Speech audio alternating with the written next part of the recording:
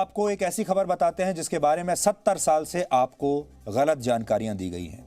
आज अगर हम आपसे ये पूछें कि आज़ादी के बाद से भारत ने अब तक कितने युद्ध लड़े हैं, तो शायद आप में से ज़्यादातर लोगों का जवाब होगा कि हमने चीन के साथ 1962, पाकिस्तान के साथ 1965, फिर 1971 और फिर पाकिस्तान के साथ 1999 का कारगिल युद्ध लड़ा है। यही युद्ध हमने लड़े हैं।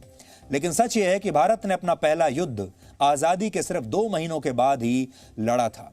वर्ष 1947 में आज ही के दिन ये इस युद्ध की शुरुआत हुई थी और इस युद्ध ने भारत के भविष्य को, जम्मू कश्मीर के भविष्य को हमेशा के लिए बदल कर रख दिया था।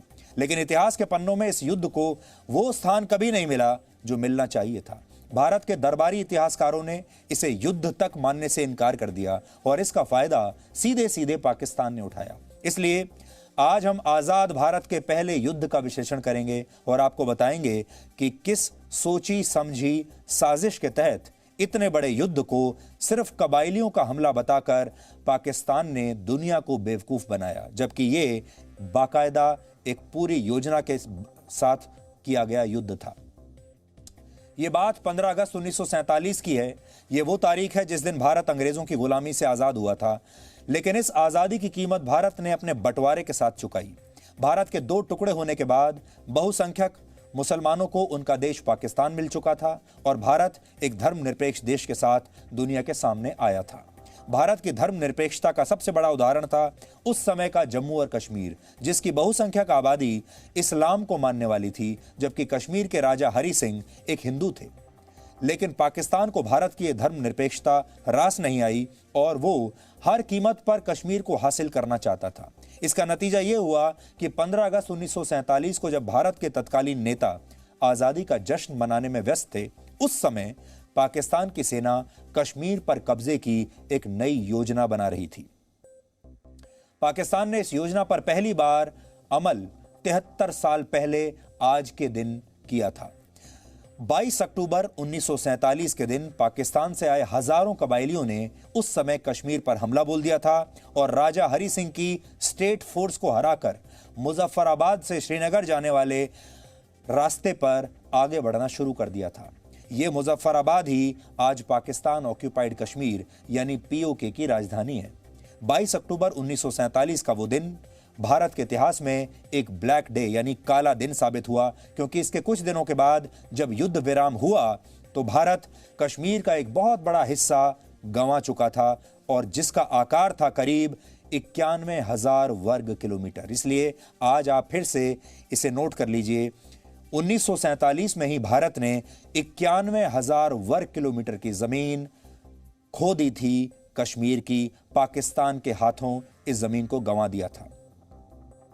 लेकिन इस 91,000 वर्ग किलोमीटर की बात उसके बाद देश में किसी ने नहीं की, यहां तक कि आपको इसके बारे में कभी बताया भी नहीं गया। 91,000 वर्ग किलोमीटर बहुत बड़ी जमीन होती है, एक देश के बराबर है।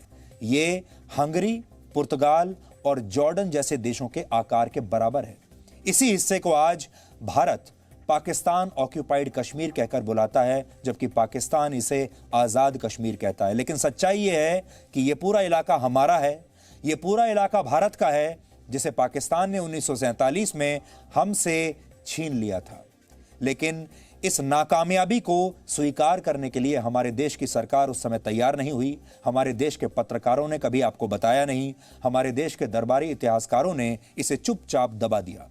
लेकिन भारत के ज्यादातर दरबारी इतिहासकारों ने 22 अक्टूबर को कभी भी ब्लैक डे का नाम नहीं दिया और इस युद्ध को धीरे धीरे जानबूझकर देश के लोगों की याददाश्त से मिटा दिया गया। इसके बारे में आपको कभी इतिहास में पढ़ाया भी नहीं गया, जबकि जिस पाकिस्तान ने यह युद्ध भारत पर उस समय थोपा था, उसने ऐसा नहीं किया। पाकिस्तान आज भी 26 और 27 अक्टूबर को ब्लैक डे के रूप में मनाता है।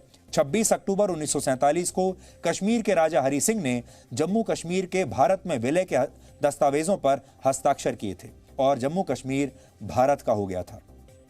और इसके अगले दिन यानी 27 अक्टूबर को भारत ने कश्मीर को कबायलियों से आजाद कराने के लिए अपनी सेना को कश्मीर में उतार दिया था। पाकिस्तान कहता है कि उसने कभी कश्मीर पर हमला नहीं किया और कबायलियों के हमले में उसका कोई रोल नहीं था। भारत में पाकिस्तान की भाषा बोलने वाले भी बार बार यही साबित करने की कोशिश करते हैं कि इस हमले में पाकिस्तान की सेना शामिल नहीं थी। बस फर्क इतना है, आज पाकिस्तान वही काम आतंकवादियों से करवाता है और पाकिस्तान की सेना कहती है कि इसमें हमारा कोई हाथ नहीं, आतंकवादी खुद कर रहे हैं। उस जमाने में यही काम कबायलियों से करवाया और पाकिस्तान की सेना कहती थी इसमें हमारा कोई हाथ नहीं। आज सबूतों और ऐतिहासिक तथ्यों के आधार पर हम आपको बताएंगे कि इस हमले में न सिर्फ पाकिस्तान की सेना पूरी तरह शामिल थी, बल्कि इस हमले को अंजाम ही पाकिस्तान की सेना के नेतृत्व में दिया गया था। आप सोचिए, अक्टूबर 1947 में शुरू हुआ यह युद्ध दिसंबर 1948 तक चला था।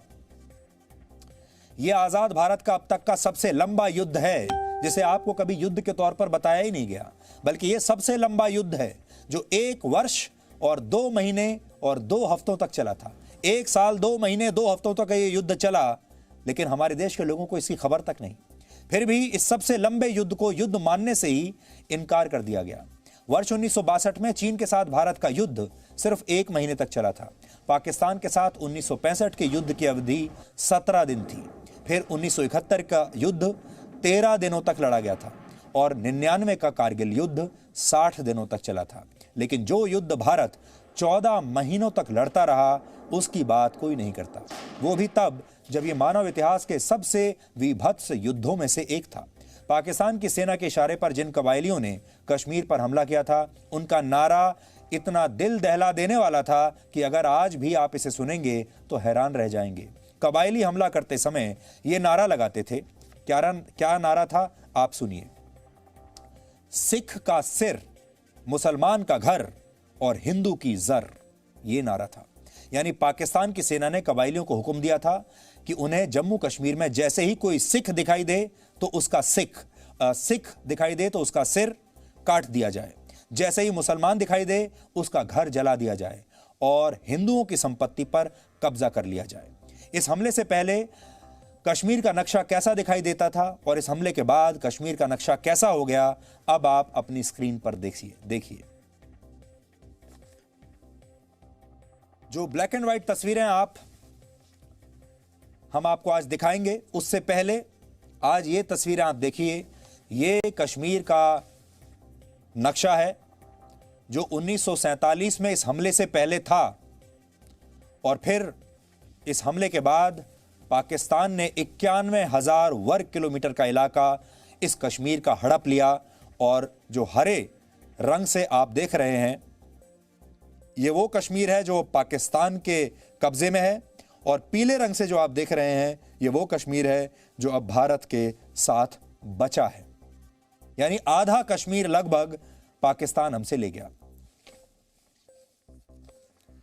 अगर ये युद्ध हमने जीत लिया होता पूरी तरीके से, या ये युद्ध ना हुआ होता, तो ये पूरा की पूरा इलाका आज भारत का इलाका होता। और ये जो मुजफ्फराबाद आप देख रहे हैं नक्शे पर, ये मुजफ्फराबाद आज भारत में होता। आप में से बहुत सारे लोग आज मुजफ्फराबाद छुट्टियां मनाने जा रहे होते। बहुत सारी हिंदी फिल्मों की शूटिंग मुजफ्फराबाद में हो रही होती। अभी तो आप श्रीनगर से आगे जा नहीं पाते।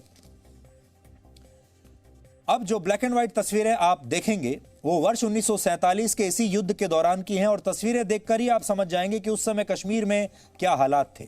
इस पूरे हमले की साजिश भारत के बंटवारे के साथ रच ली गई थी, लेकिन इसे बड़े पैमाने पर पहली बार अंजाम दिया 22 अक्टूबर 1947 को। इस दिन पाकिस्तान की मुस्लिम लीग नेशनल गार्ड के एक कमांडर खुर्शीद अनवर के नेतृत्व में हजारों कबायलियों ने कश्मीर पर हमला बोल दिया। इस हमले की योजना भी पाकिस्तान की सेना ने ही तैयार की थी और हथियार भी पाकिस्तान की सेना ने ही मुहैया कराए थे। उस समय पाकिस्तान की सेना के ज्यादातर सीनियर अफसर ब्रिटिश थे, इसलिए हमले की योजना को उनसे भी छिपा कर रखा गया था। पाकिस्तान ने अपनी साजिश को जो नाम दिया वो था ऑपरेशन गुलमर्ग।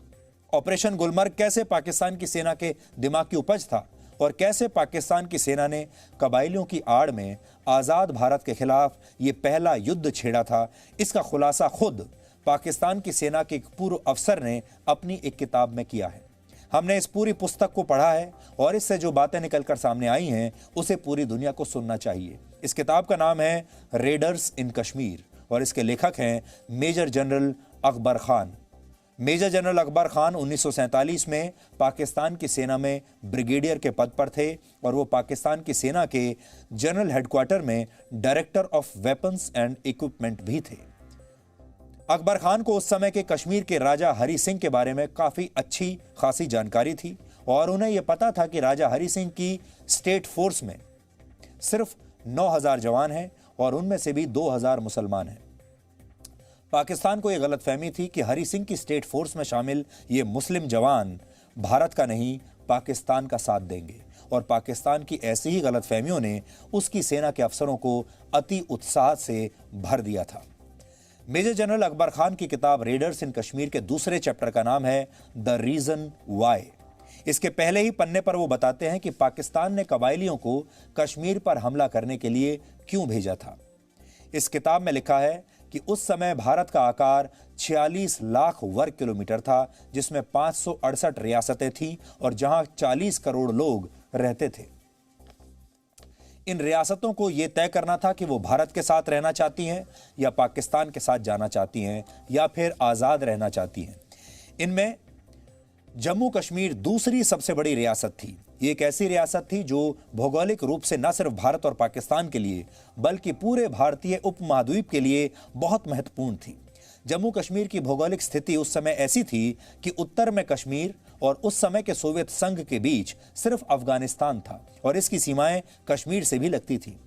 जब से ब्रिटेन ने भारत के बंटवारे का ऐलान किया तभी से पाकिस्तानियों को यह लगता था कि कश्मीर तो उनके साथ ही जाएगा, कश्मीर का विलय पाकिस्तान में ही होगा।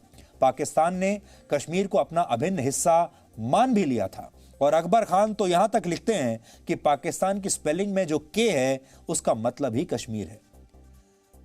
मेजर जनरल अकबर खान आगे लिखते हैं कि उस समय भारतीय उपमहाद्वीप को हिंदू और मुस्लिम जनसंख्या के आधार पर बांटा जा रहा था, इसलिए किसी को इसमें कोई शक भी नहीं था कि कश्मीर पाकिस्तान के साथ ही जाएगा। उस समय कश्मीर की 75% आबादी मुसलमान थी और उस समय आकार में 2,18,000 वर्ग किलोमीटर बड़ा जम्मू कश्मीर सड़क, रेल या नदियों के रास्ते भारत से जुड़ा हुआ भी नहीं था और भारत और कश्मीर के कोई आर्थिक संबंध भी उस समय नहीं थे।